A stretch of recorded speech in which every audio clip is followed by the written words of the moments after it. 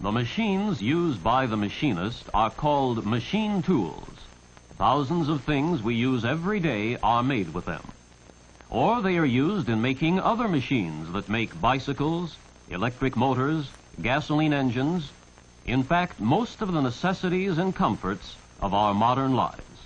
Although machine tools work on metals, they have a familiar cousin in a familiar machine, the woodworking lathe. The basic features of the design and of the operation of the woodworking lathe in the home or school shop are much the same as lathes used for machining metal. In addition, the woodworking lathe does with wood what some machine tools do with metal. It also demonstrates one of the 5 basic ways in which metal is formed by the machinist.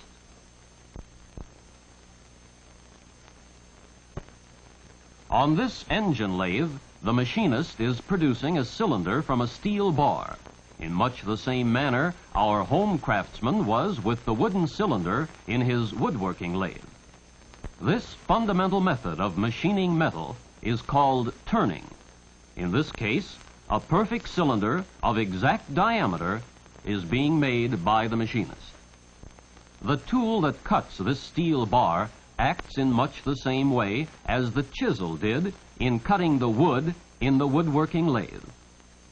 The drill press demonstrates a second way in which metal is machined. It is a simple machine tool in which a drill produces a hole in a piece of steel. In addition to drill presses, the engine lathe and other more complicated machines are also used to produce holes of all sizes in metal. A milling machine sometimes is used to produce flat surfaces. This third method of machining metal is called milling. In addition to producing flat surfaces, milling machines also are used to cut gear teeth. A machine tool called a shaper may be used when surfaces are to be made flat. This fourth way of working metal is called planing. In the shaper, the work is stationary. On another machine, called the planer, the tool is stationary while the work is moved back and forth. Grinding is the 5th way to machine metal. There are many kinds of grinding machines and many types of grinding operations. Through the use of an abrasive wheel, a flat or even a round surface of extremely smooth finish and of great accuracy may be produced.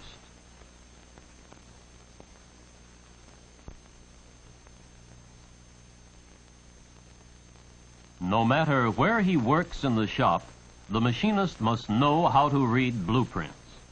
They show him the shape of the machine part or other article he is to make, and its exact dimensions. And in order to be sure that whatever he is making corresponds to the blueprint, the machinist must measure it with tools, such as these outside calipers. He must learn to use them skillfully and accurately.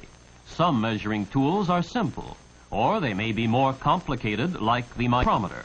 Skill 1,000.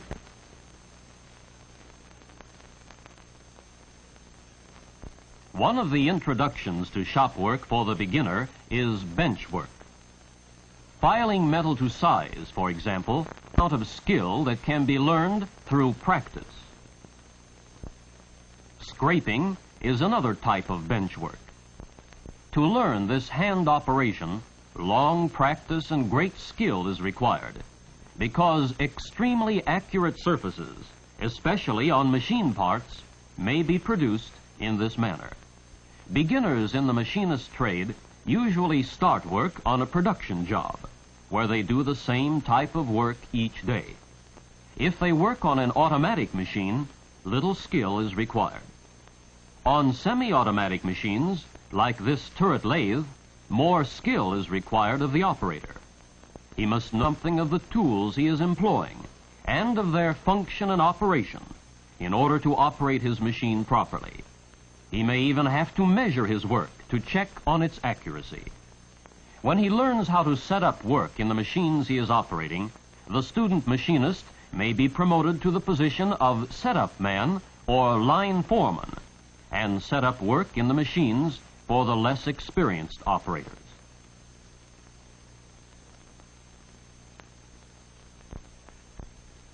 A more advanced type of setup man and machinist is one who can set up jobs in several types of machines, or who is qualified to operate several different kinds of machines. He is a general machinist. When he becomes skilled in the operation of all types of machines, knows their parts and how they operate, the machinist who works constantly to better himself may become a maintenance man. The maintenance man in the large shop not only keeps machines in perfect mechanical condition through routine repairs, but he may also make parts for the machines in his care. This requires skill just a step short of the toolmaker. Highly specialized machines are developed for use in many large industrial plants, usually to do one particular job or type of work. Some are enormous, and others are of ordinary size. Some require a high degree of skill to operate, and others may be entirely automatic. Many of them present complicated work for setup and maintenance men.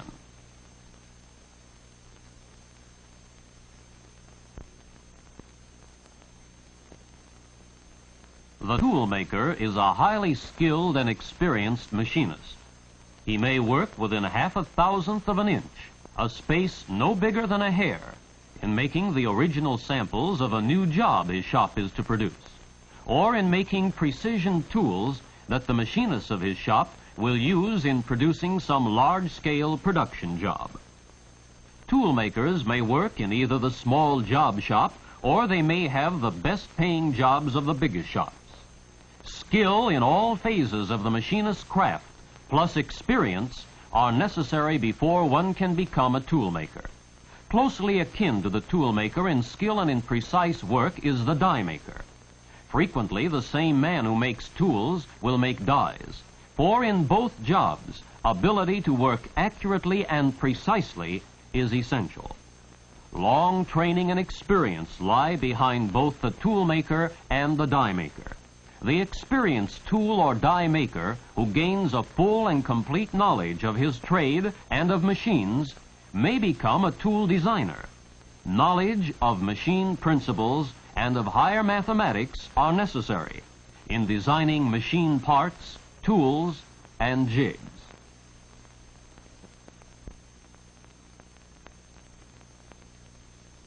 The small job shop offers an opportunity to gain experience with various types of machines, to learn the fundamentals of the machinist's craft.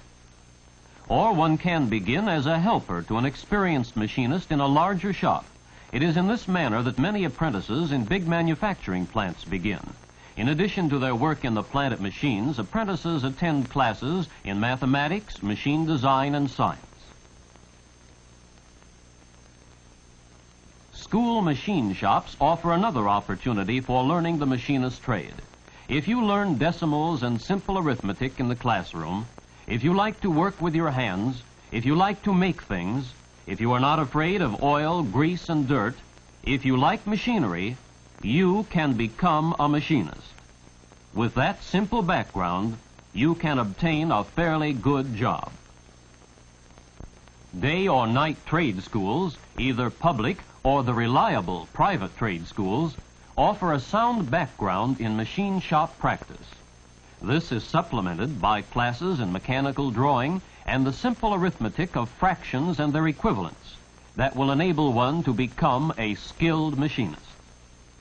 The school drafting room will teach you to read blueprints, something you must know, especially if you want to become a designer. The designer must know higher mathematics, and the toolmaker must know something of how they apply to his work. And both must keep abreast of every new development in machine practice and machine design. If you can develop your manual and mental skills to do a job accurately and well with a machine tool, If you want to learn and are ready to start at the bottom, if you're not afraid of hard work, then the machinist trade offers you opportunity for your life work.